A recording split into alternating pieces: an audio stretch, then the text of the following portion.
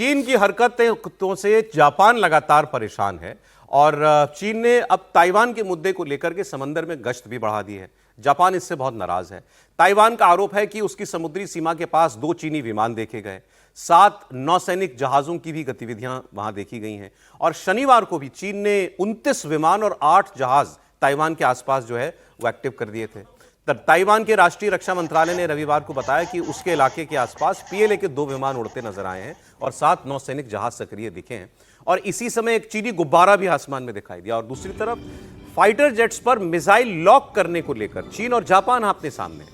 चीनी विमान वाहक पोत से उड़ान भरने वाले एक फाइटर जेट ने जापानी लड़ाकू विमानों पर रडार लॉक कर दिया। रडार लॉक का सीधा सा मतलब यह है कि वो रेडी टू फायर, अगर वो चाहे तो फायर कर सकता है। वो उसकी रेंज में आ गया, उसको टारगेट अपना मिल गया है। तो जापान ने आरोप लगाया कि चीनी विमानों ने हमारे विमानों को पर टारगेट लॉक कर दिया था। लेकिन यही ट्रंप हैं जिन्होंने जापान की प्रधानमंत्री जो भी नई बनी है उनको ये फोन पर कहा था कि आप जरा टोन डाउन ऑन चाइना के बारे में ज्यादा मत बोलो। और शी जिनपिंग के बारे में हमेशा ट्रंप कहते हैं मेरे बड़े अच्छे दोस्त हैं। ताइवान को लेकर के गोलमोल बात करते हैं कि अगर ताइवान पर चाइना हमला करेगा तो अमेरिका का रुख उसमें क्या होगा, वो सैन्य हस्तक्षेप करेगा कि नहीं करेगा। ये मतलब ट्रंप शी जिनपिंग का तो कुछ नहीं कर पा रहे।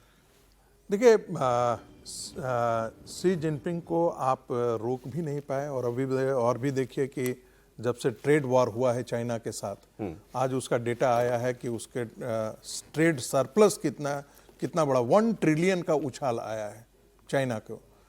रेयर अर्थ मेटल ऐसा है अमेरिका से एक $1 ट्रिलियन का उसका ट्रेड सरप्लस ओवरऑल पूरी दुनिया से, पूरी दुनिया के साथ। तो ट्रेड उसके अमेरिकन सैंक्शन के बावजूद भी, ट्रेड सैंक्शन के बावजूद भी उसके सेहत पर कोई असर नहीं पड़ा है। और वो आज दुनिया सैंक्शन भी कहां लगाया है सर? उस पर हम पे लगाया है। नहीं, उस पर भी लगाया है, ऐसा नहीं है कि उस पर नहीं लगाया है। उसका 25% है ओवरऑल टैरिफ, कर दिया, हमारा ओवरऑल टैरिफ 50% कम कर दिया।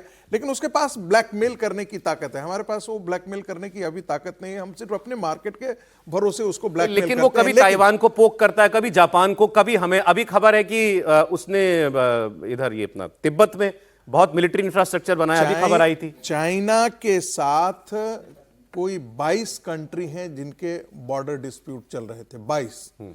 चाइना कहता है कि भारत को छोड़ करके, बाकी 1-2 छोड़ करके, जापान को छोड़ करके हमारा सभी के साथ डिस्प्यूट जो है वो हमने सॉल्व कर लिया है। लेकिन सच्चाई ये है कि उसका किसी के साथ रिजॉल्व नहीं हुआ है। वो फिलीपींस के साथ भिड़ जाता है, कभी वियतनाम के साथ उसकी, ताइवान को तो अपना ही मानता है। ताइवान तो उसका वो तो है ही, उसको मानता ही है कि वो हमारा अपना है। तो ऐसी स्थिति में जिस तरीके से चीन, अभी उसका आपको मिलिट्री डॉक्ट्रिन आया है एनएसएस का, आपने देखा होगा, तो उसमें चाइना को सबसे बड़ा थ्रेट माना है। और जो इंडो पैसिफिक को अभी तक ट्रंप किनारे लगा रहे थे, उस इंडो पैसिफिक इशू को लेकर के फिर से एक बार बस एक बात कह दूं, की बात की एक अकेला देश है जो चाइना के सामने खड़ा होता है और वो है भारत।